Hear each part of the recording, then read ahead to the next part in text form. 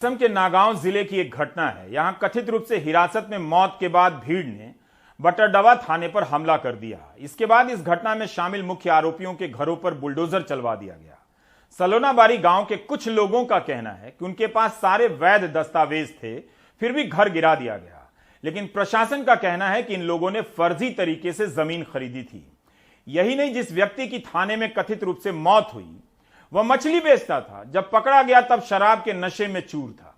थाने पर हिंसा करने के आरोप में शफीकुल इस्लाम की पत्नी और नाबालिग बेटी को गिरफ्तार किया गया है। इन पर यूएपीए की धारा लगाई गई है। नाबालिग बेटी पर यूएपीए की धारा लगाई गई है। रतनदीप चौधरी की यह रिपोर्ट देखिए। असम के नगांव जिले में बाटाड्रावा के करीब सलोनाबाड़ी में रविवार 22 मई को कुछ आरोपियों के घर और झोपड़ियां बुलडोजर से रौंद दिए गए। ये तब हुआ जब शनिवार को एक गुस्साई भीड़ ने बाटाड्रावा पुलिस थाने में तोड़फोड़ की और फिर उसमें आग लगा दी। ये भीड़ 39 साल के मछली विक्रेता शफीकुल इस्लाम की हिरासत में मौत का आरोप लगा रही थी। शफीकुल को शुक्रवार की रात नशे की हालत में पुलिस ने उठाया था। इसी गांव में यहाँ पे ये जो टूटा हुआ घर दिख रहा है, ये घर है शफीकुल इस्लाम का। ये वही शफीकुल इस्लाम है जिनको कि पिछले शुक्रवार को बटरडवा पुलिस ने अपनी हिरासत में लिया था और शनिवार को उनकी मौत हो गई। जबकि उनके परिवार वालों का ये दावा है कि ये एक कस्टोडियल डेथ है और पुलिस कस्टडी में उनकी डेथ हुई है और उनको टॉर्चर किया गया था, ऐसा दावा करते हैं उनके परिवार वाले। मगर पुलिस का ये दावा था कि उनको नशाग्रस्त अवस्था में, नशाग्रस्त सिचुएशन में, ड्रंकन कंडीशन में शुक्रवार को उनको पुलिस ने वहाँ पे पुलिस स्टेशन में लाए थे और शनिवार को उनको रिलीज़ कर दिया गया था। और इसके रिलीज़ करने के बाद उनकी जो शारीरिक स्थिति है वो बिगड़ी और इसके बाद जो अस्पताल है वहाँ पे उनकी मौत हो गई। पुलिस थाने पर हमले के आरोप में शफीकुल की पत्नी और बेटी के अलावा 4 और लोगों को गिरफ्तार किया गया। असम पुलिस का दावा है कि जिस तरह पुलिस थाने पर हमला हुआ उसके पीछे एक साजिश नजर आ रही है और इस घटना के तार आतंक से भी जुड़े हो सकते हैं। पुलिस के मुताबिक नगांव जिला जहां ये घटना हुई वहां अल कायदा इन इंडियन सब कॉन्टिनेंट यानी AQIS नाम के आतंकी संगठन से जुड़े जिहादी संगठनों के स्लीपर सेल हैं। पुलिस ने UAPA और NDPS के तहत भी केस दर्ज किया है।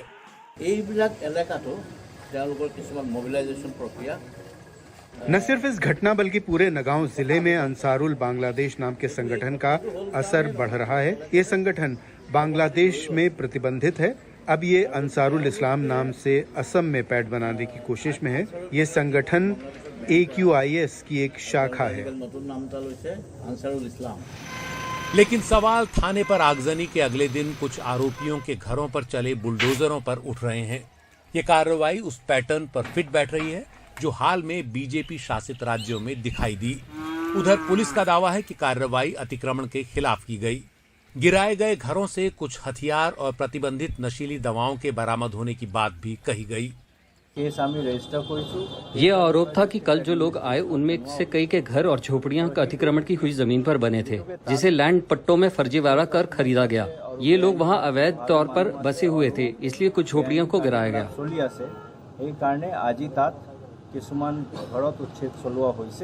आप देख सकते हैं इस घर का नज़ारा सब तोड़ दिया गया है। पूरी तरह से जो सामान है वो बिखरा पड़ा हुआ है।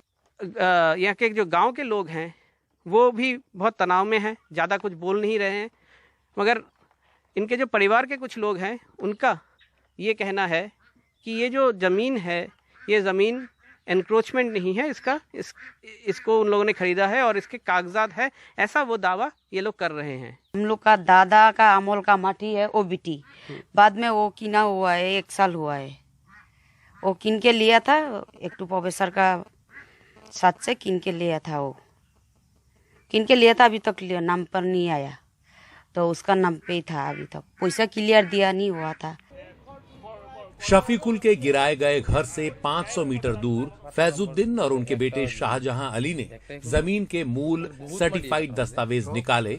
ये दिखाने के लिए कि जहां अतिक्रमण हटाने की कार्रवाई की गई वहां उनका प्लॉट मियादी पट्टा जमीन पर था। इसे उन्होंने थाने में आगजनी के आरोप में गिरफ्तार किए गए एक आरोपी को बेचा था। हमने जमीन मुजीबुर और इमाम अली को बेची थी, जिन्हें थाने में आगजनी के मामले में गिरफ्तार कर लिया गया है। हम हिंसा का समर्थन नहीं करते और उन पर कानून के तहत कार्रवाई हो, लेकिन जहां तक जमीन की बात है तो हम साफ कर देना चाहते हैं कि हमने उन्हें इसे पट्टे पर दिया था। कागजों में जमीन अब भी हमारे ही नाम पर है। उन्होंने अभी इसे अपने नाम ट्रांसफर नहीं करवाया है। उधर आरोपियों के बच्चों की हालत दयनीय है। उनमें से अधिकतर छोटे हैं। माता पिता की गिरफ्तारी के बाद वो कैसे रहेंगे, ये बड़ा सवाल है। शफीकुल के छोटे भाई रफीकुल का घर भी गिरा दिया गया। रफीकुल भी थाने में आगजनी के आरोपियों में शामिल है। घटना के बाद से उनकी पत्नी लापता है। 2 छोटे बच्चे हैं, एक 10 साल का बेटा और 6 साल की बेटी। ढाए गए घरों में वो अब कैसे रहेंगे? रविवार सुबह से उन्होंने ठीक से खाना तक नहीं खाया है। पड़ोसियों के दिए बिस्किट वगैरह से उनका काम चल रहा है। কালিৰ পৰা খানা চানা খাইছা? নাই খোৱা। একো খানা চানা নাই পোৱা? কাবাক ঘৰত গৈ কিনে থাকিব নোৱাৰা? हमें डर है कि पुलिस आएगी और हमें ले जाएगी। हम पड़ोसियों के पास गए, लेकिन पुलिस के डर से वो हमें नहीं रखना चाहते। कम से कम अगर जिहादी है तो वो लोग तो पहले ही क्यों मालूम नहीं पड़ा, इस घटना का बाद क्यों मालूम पड़ा? तो इंटेलिजेंस फेल है, कंप्लीट असम गवर्नमेंट का, होम डिपार्टमेंट का इंटेलिजेंस फेल है। लेकिन साथ साथ में हम लोग ये भी दबा करता हूँ, कौन सा सच है कौन सा झूठ है, उसको निकालने के लिए कम से कम गुवाहाटी हाई कोर्ट का एक सिटिंग जज देके उसको इंक्वायरी होना चाहिए और जो इस घटना को दूध का दूध पानी का पानी जो घटना निकाल जाए। पुलिस की कार्रवाई पर बड़ा सवाल ये उठ रहा है कि थाने में आगजनी के बाद क्या बुलडोजरों का इस्तेमाल बदला लेने और सबक सिखाने के इरादे से किया गया? नगांव से रत्नदीप चौधरी की रिपोर्ट, एनडीटीवी इंडिया।